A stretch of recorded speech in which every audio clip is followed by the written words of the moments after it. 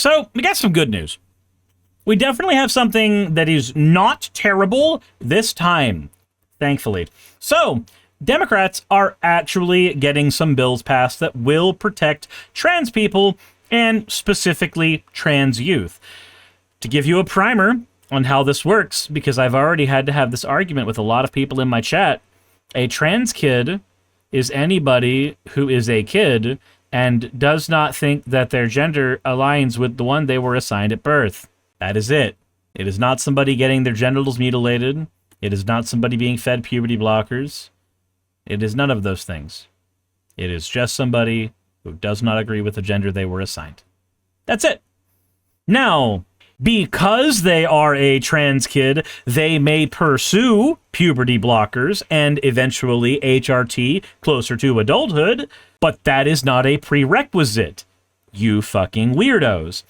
Anywho, Colorado Governor Jared Polis has signed a law to protect trans children by sealing name changes for those who are under 18 when they file for one. The legislation will protect trans children.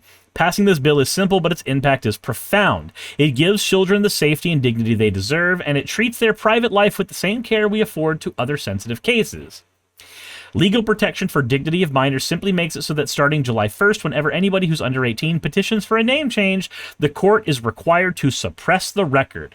That means the petition will not be part of the public record and cannot be collected through searches or data harvesting. The only exception to the process is if the petitioner was previously convicted of a felony.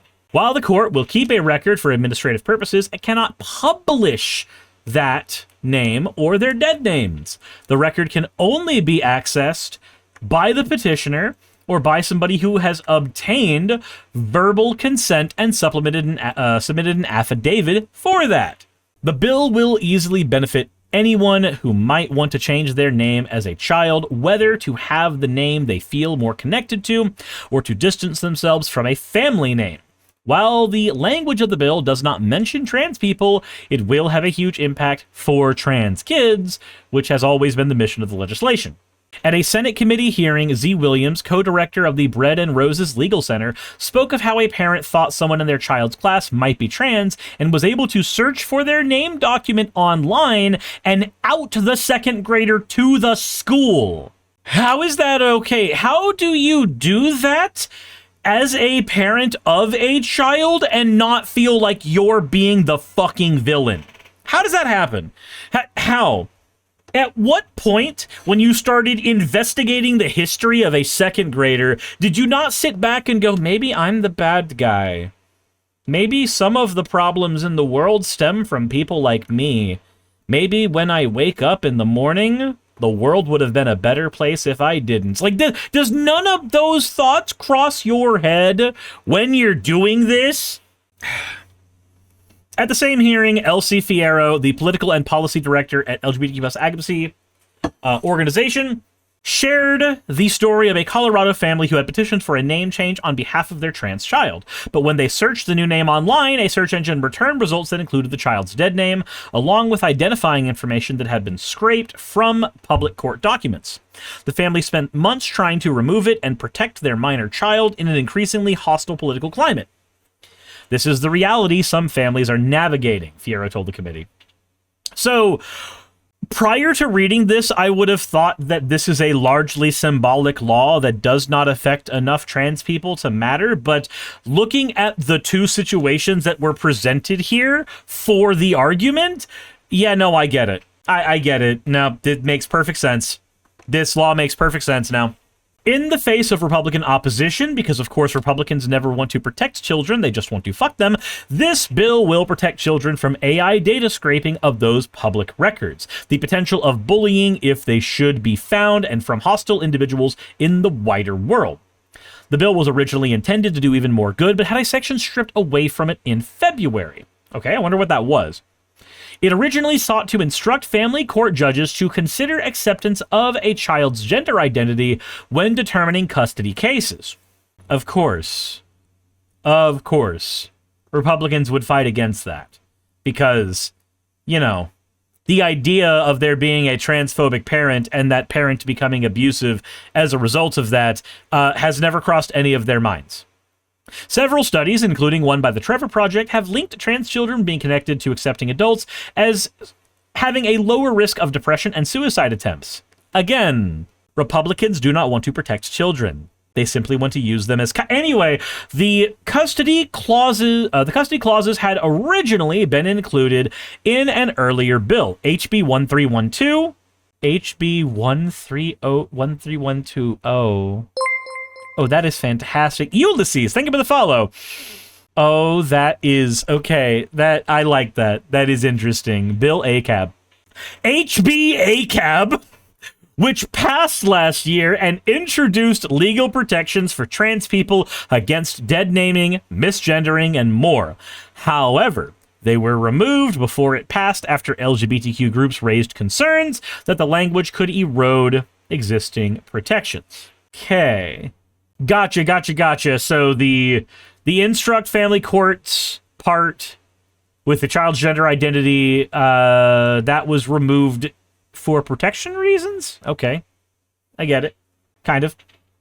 For SB 18, the clauses had been reworked, but Polis threatened to veto the bill unless the clauses were removed, claiming to have received words of similar concerns once again. However, State Senator Wallace and Williams both suggested that Polis's view of the provisions being substantially the same was incorrect and that they had been amended to assuage concerns. Colorado Republicans have opposed this bill and other pro-trans legislation, pushing anti-trans bills in their place. However, Democrats currently hold a supermajority in the state and have been defending trans rights' new protections. Wish I lived in one of those states. Jessica Davis says they got rid of the suicide hotline for the LGBTQ community. Yes, and then I believe that a secondary one was set up in with help from Canada. Jassa says, we do not have a supermajority. We are one seat away in each chamber. Ah, fair enough.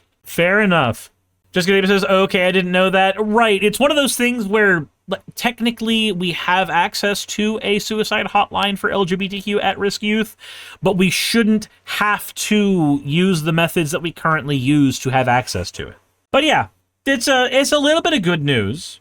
It is decent to hear that there is at least a state that is making strides, and its Democrats are making strides to protect trans kids. I will hold that the party at large is generally shit and could be improved a lot. I will never back away from that position until I see things change a lot within the party, and we see more AOCs and Bernies and less Chuck Schumers. However, with all of that in mind, seeing a little bit of good news come out of here is great. And it is further evidence that you should still be doing what you can to vote in people who actually will advocate for your best interests as best they can. Well, the doc says, hello everybody, how's everybody day been? I wish I could shit. That's how my day is. I don't have running water right now. So can't wash the dishes, can't mop the house, can't go to the bathroom, and cannot shower, and every single bit of that is excruciating.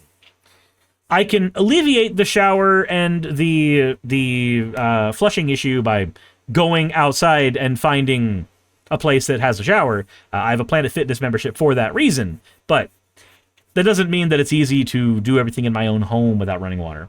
And right now, our best replacement for that is a stack of bottles of water. Can we call him Shuck Toomer? Sure, why not? Why not? It's good to see a little bit of good news here. It makes me happy. I'm glad to report something that's not absolutely fucking abysmal for once. I hope that it continues to happen. Hey, you made it to the end. I want to give an extra thanks to the patrons who allow me to do this full time. I want to thank Aaron Rail, Astral, Britzkrieg, Jemshin, Poundini, Red Joker, Victoria, Jonas, Craig, Tarika, Fireshard, Smiling GM, John, Dren Hadamada, Creeper, Sagitta, you know I'm not saying that last part, Sylvie Snow, Valis of Seraph, Ottoman Angel, Rooster Rachel, and Fire Panda, who are all my $20 and up patrons.